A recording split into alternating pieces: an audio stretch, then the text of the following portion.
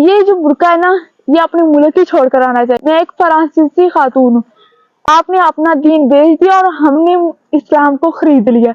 अस्सलाम वालेकुम रहमतुल्लाहि व बरकातुहू। उम्मीद करती हूँ खराफिस होंगे इंशाल्लाह ईमान की बेहतरीन हालातों में। आज मेरा दिन स्टार्ट हो चुका है और मैं आपको एक कैट जो कि भाग रही है मुझसे म्याऊं करके करते ना, वो चलेगी। जो बेहया है ना, वो घर से स्टार्ट होती है, घर के अंदर से स्टार्ट होती है, बाहर से स्टार्ट नहीं होती, क्योंकि हम घर में ही नाजायज ताल्लुकात जो है ना वो घर में स्टार्ट होते हैं, कजनों के दरमियान हो जाते हैं। यानी कि हमने अपने बच्चों को स्टार्ट से नहीं सिखाया कि कजन जो हमारे कौन से महरम है, कौन हमारे लिए ना महरम है। कजनों का हम खुद जबरदस्ती मेल जोल करवाते हैं कि ये आपके ये कजन। लेकिन अगर हम ये चीजें खत्म कर दें तो हमारे अंदर यानी कि घर से बेहया खत्म हो जाए तो बाहर ऑटोमेटिकली बेहया खत्म हो जाएगी। हम अपने बच्चियों को पर्दा करना सिखाएं। एक मैं आपको एक बहुत खूब वाकया सुनाने जा रही हूँ जो कि आप सुनकर बहुत बेहद खुश होंगे। एक सुपरमार्केट थी फ्रांस की, उसमें एक अरब औरत जो है ना वो कैश काउंटर पर बैठी हुई थी, यानी कि कैशियर थी।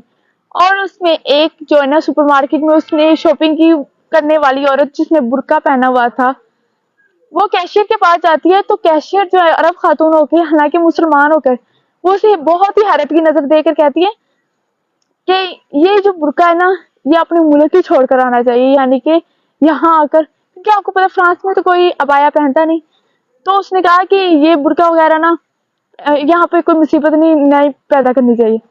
तो जो फ्रांसिस थी, वो जो बुर्का पहने औरत थी, उसने अपना वेल उतारा यानी कि निकाब उतारा। तो निकाब के अंदर एक गोरी खूबसूरत औरत थी। उसने कहा कि मैं शुरू से ही, मेरा मजहब, मेरी नस्ल जो है ना वो मैं, और मेरा वतन भी फ्रांस है। मैं एक फ्रांसीसी खातून हूँ और मैं अभी अभी इस्लाम में दाखिल हुई हूँ। मैंने ईसाईयत को छोड़कर मजहब इस्लाम इख्तियार किया है। मैंने आपका दीन खरीद लिया है।